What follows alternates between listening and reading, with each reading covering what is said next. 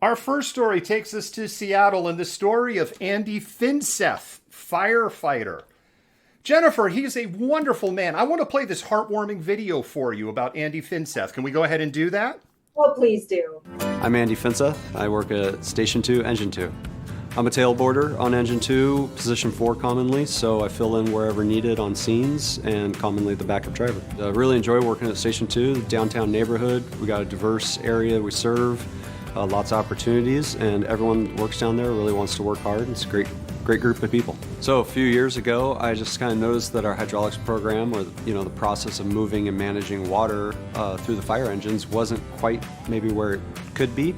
So reached out to others and kind of took the lead role on developing a training program and materials so that firefighters have the resources to learn this material. And we've been working hard on it. We still got a little ways to go, but really proud at where it's moving. He's a great guy. Or he was a great guy. In 2018, apparently. So, what's that? In 2018, apparently. In 2018, he was a great guy. In late 2020, not so much. If you're not familiar with the story of Andy Finseth, let's fill you in. Andy, starting in December, and actually, Jennifer, it may even be before December, and it may involve more than one city council member. Yeah. Andy apparently hacked one of his fellow firefighters' email accounts and then started sending death threats and other threats, at least to one city councilor. And we're going to go ahead and roll that clip. This is not an attack against just me or my office. This is an attack on the Black Lives Matter movement, on everybody who has been fighting for a better society. Sawant publicly complained during several council meetings about the emails which originated from a Seattle Fire Department email address and the alleged delay by SPD in the investigation. Police initially focused on a Seattle Fire Department employee, which led them to Finseth. That first employee was eliminated as a suspect. The 42-year-old Finseth was arrested at the end of his shift Friday morning for harassment, identity theft, and computer trespass.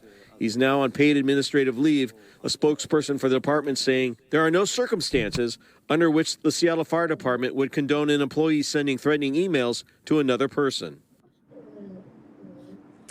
And threatening an elected official is considered a felony. Finseth is behind bars tonight in the county jail and remain there until at least tomorrow when he has his first hearing.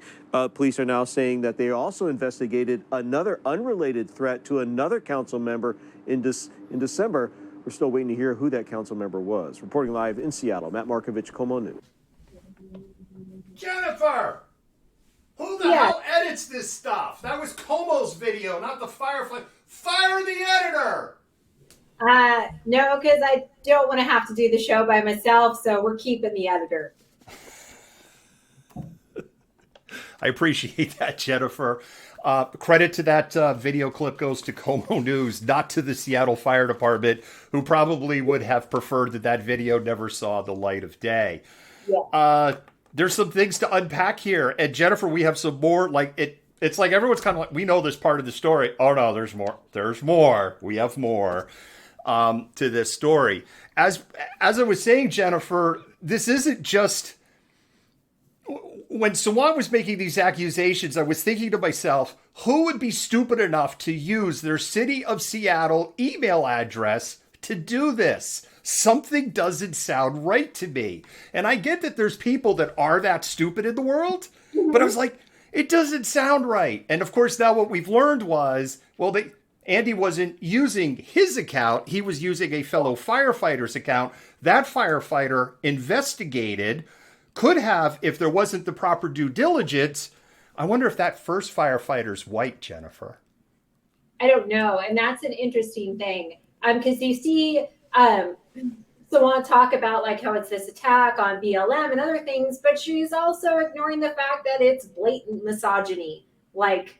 It's totally an attack on a woman of color. And I'd be curious to know, you said something about there potentially being another city council member, if that was a person of color or a female. Because that's something that's been overlooked kind of in what's happening here. So, yeah. So, of course, because of union contracts, and it's a little harder to begrudge the fire department because, as far as we know, this is a bit of an outlier for City of Seattle Fire Department behavior. But thanks to union contracts, he's still getting a paycheck while he's sitting in a jail cell. He was arrested on Friday. He would have potentially had a bond hearing on Saturday. We don't know if he had a bond hearing. The other thing is the weather may have totally screwed up courts on Saturday. We don't know. Very unlikely we get a bond hearing on Sunday, federal holiday today. So he may still be a guest of King County Jail, but that we weren't able to confirm before airtime. One of the malcontents, if you know, give us the 411 in the comments. Yeah. So then what happens in this story is there's another player in this. One David Preston of Safe Seattle, which bills itself as a site that wants to make Seattle a safe place and provide a voice. And anyway, this is what David Preston had to say about this. This is not an attack against... Here we go. Back on January 19th, communist Kwame Shrant says she's getting threatening emails from the City of Seattle email account. Meanwhile, the person tied to the account, blah, blah, blah, blah. But he goes on to say in all of this, yes, Kashama, they're not threatening you. They're threatening the entire working class because they hate socialism. The full article is here. Then he goes on to say, don't say nasty things on this post or they're removed or you could get banned. We know that he's just doing that because he doesn't want to get the whole page pulled down because page owners are responsible for the comments that they leave unmoderated on there. And I am sure Facebook has explained to David Preston and the leaders over at Safe Seattle on these items here. But basically, David Preston, of which he is so good at, goes into full-on victim blaming. And of course, we've got to throw the communist word in there because the argument is Sawant wants to fully abolish the police, and hence she deserves what she's going to get. Yeah, and that's just the lamest argument. And it's always so funny to me because the people that are most against communism and socialism don't really know what it is and have never really actually read any of the literature on it. And I guarantee you, Preston gets all of his information from some conservative media outlets or just uses it as a buzzword because he's never actually read any of the literature and doesn't understand it and just uses it to fearmonger. But yeah, again, like we cannot ignore the blatant misogyny in this, not only from this Andrew Finseth, who at one point said, quote, if you need help leaving, try jumping head first off the top of floor of your building. I'll even come push you, end quote. And also from Preston, who's ignoring it and rather than allowing it to be like, understanding it for what it is, this very specific attack on her as a woman of color, tries to use the umbrella of socialism and communism to negate any of the negative connotations of these emails and correspondence. Yeah, and she's been used as a scapegoat by the city council before. And a good example of that, when there was this issue of the employee head tax, and she became the target of the architect of the employee head tax for high-paying employees. Some people called it the Amazon tax. Yeah. And she actually didn't come up with it. It was another council person that was co-sponsored by other council people, but people just targeted her because she was the eager target and because she spoke in favor of it. And the council members who actually came up with it, just like, not it. You can take the heat. Yeah, which is so cowardly. And we've seen other politicians do this, like Mitch McConnell this weekend, but we'll talk about that later. Yes, we will.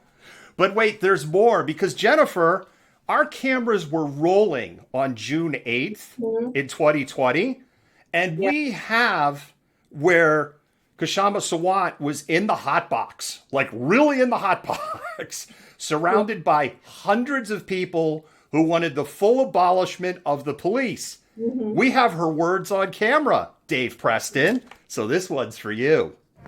Are you for abolishing the police? Are you for getting rid of the police?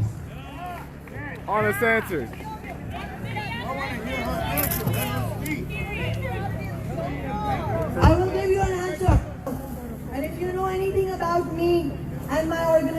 and socialist alternative, what you will know is that you may not agree with us on certain things. You may agree with us on certain things, you may disagree. But what you will always get from us is honesty. I'm not going to bullshit you. Okay? That's the starting point. Okay, wait. So I gotta, listen y'all, hold up. I'm doing this for a reason. So look, Horace Mann, right? What about those demands? Huh? Sorry, you didn't know I knew about Horace Mann. Horace Mann. That's the reason you will not catch me saying abolish police or defunding 100%. Not because I don't believe in it, but because I know what it will take to win it. So let's, and another item of no bullshit. Winning 50% defund is going to be goddamn hard.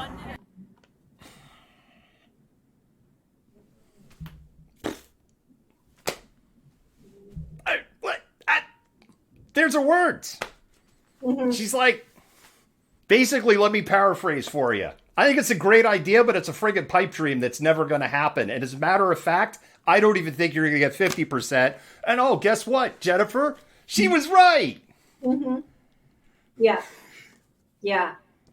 And it's like you could confront people with these facts and with these video, but their own beliefs are so ingrained within their mind that they're not going to listen. They don't care. They're still going to continue to use the same rhetoric over and over again to justify their actions.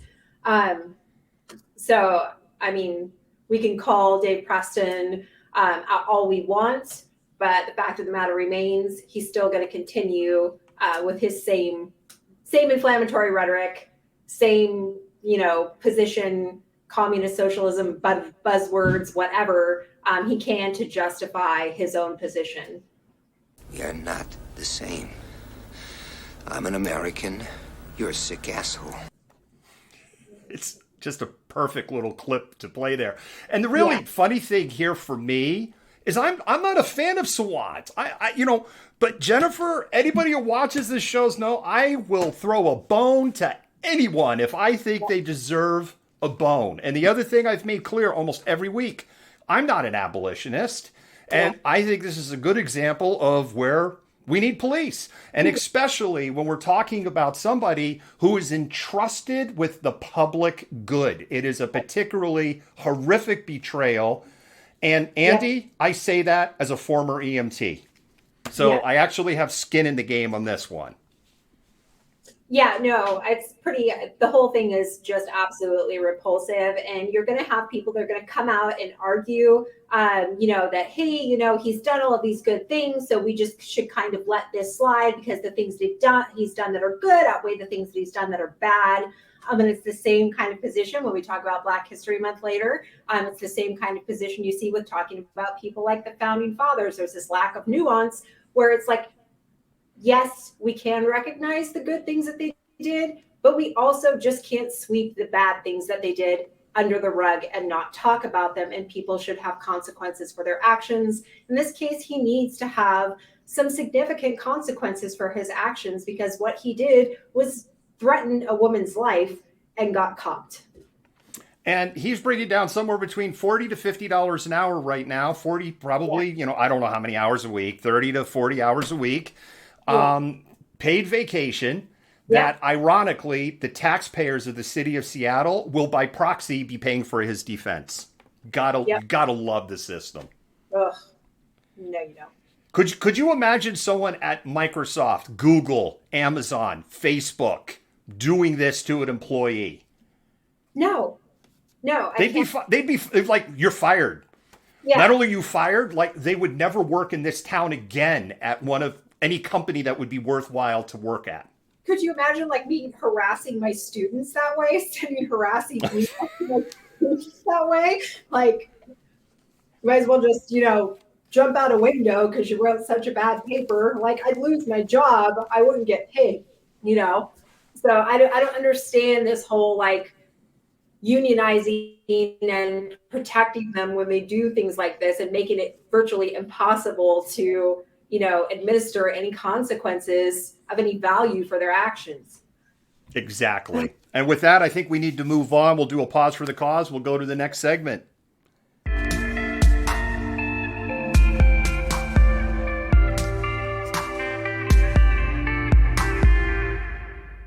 Hi, Malcontents. I'm David, the Malcontent, and I'd like to talk to you for a moment about supporting independent media. When you support us, you help us bring the before, during, and after. You help us defend the First Amendment.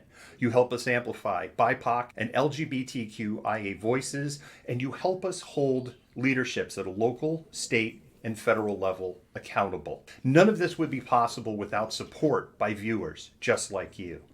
When you become a patron for as little as $5 a month, you help buy technology, safety equipment, and help cover travel expenses so that we can continue to bring you news that you trust. If you can't become a patron, you can do a one-time donation on Venmo, and your dollars will go to the exact same causes. With your continued support, we can continue to amplify BIPOC and LGBTQIA voices while showing the truth on what is happening in the world around us.